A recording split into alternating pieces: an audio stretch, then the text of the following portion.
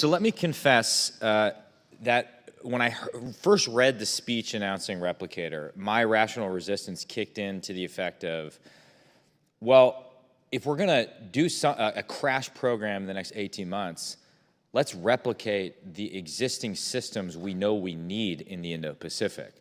Long-range anti-ship missile, SM-6, JASM, JADM, NSM, right? Like the critical munitions, the long-range precision fires, we know we need to be moving to maximum production rates of, but we're still at minimum sustaining rates even after the collapse of deterrence in Ukraine.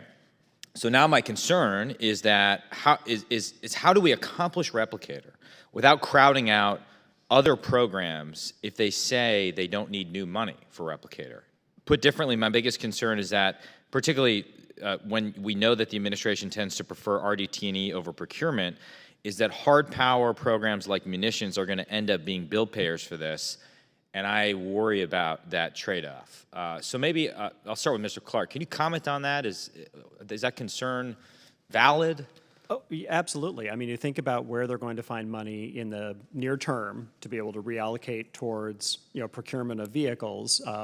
It's going to have to come from something that's relatively fungible, and munitions are, any pure procurement account is a place you can go to get that money. So something that's not got fully obligated funds will be a source of money for Replicator. So that's a concern, and I think to your point, we need a combination of both the continued maximum production of long-range precision munitions, but we also need what a Replicator can bring in terms of creating a more recomposable and more flexible force structure that's able to create some dilemmas for the Chinese that are separate from what the long-range fires complex can do.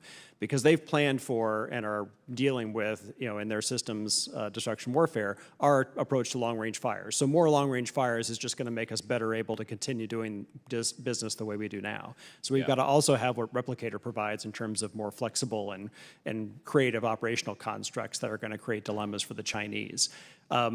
So we have to do both, and I agree with you that money cannot come from Peter to pay Paul. Yeah, and the spirit of the question is that this shouldn't be an either-or choice. But if you were going to say to the SecDef, okay, something can only happen in 18 months with SecDef level involvement and pushing the bureaucracy every single day, and you can only focus on one thing, I would focus on long-range precision fires, right? I mean, that is something you could make meaningful progress with SecDef level involvement, and we're just not moving fast enough. Maybe Dr. Greenwald, comment on this point, but also perhaps tie it to the need for flexible funding that in order to achieve Replicator's goals. You've offered extensive commentary on the use of expired unobligated balances at DoD and the Defense Modernization Account.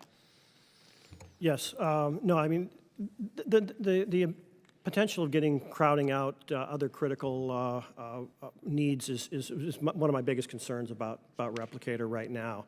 And I think we need to basically take existing systems that we need in Indo-PACOM and ramp them up. And I think your recent proposal legislation in the Fires Act is exactly what's needed to basically harvest money at the end of the year and put it into production ready assets in the munitions industrial base.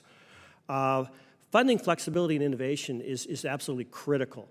Right now, there are very few pots of money that the department can actually use and move around in the year of execution to essentially focus on things that look like they're going to be something that we can scale up.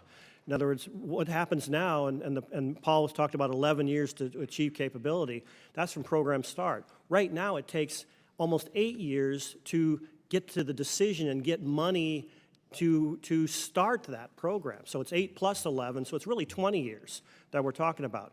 One needs to be able to start a program, get on contract, and get money within a year of execution. That's the way we did it in the 50s, but that's not the way we do it today.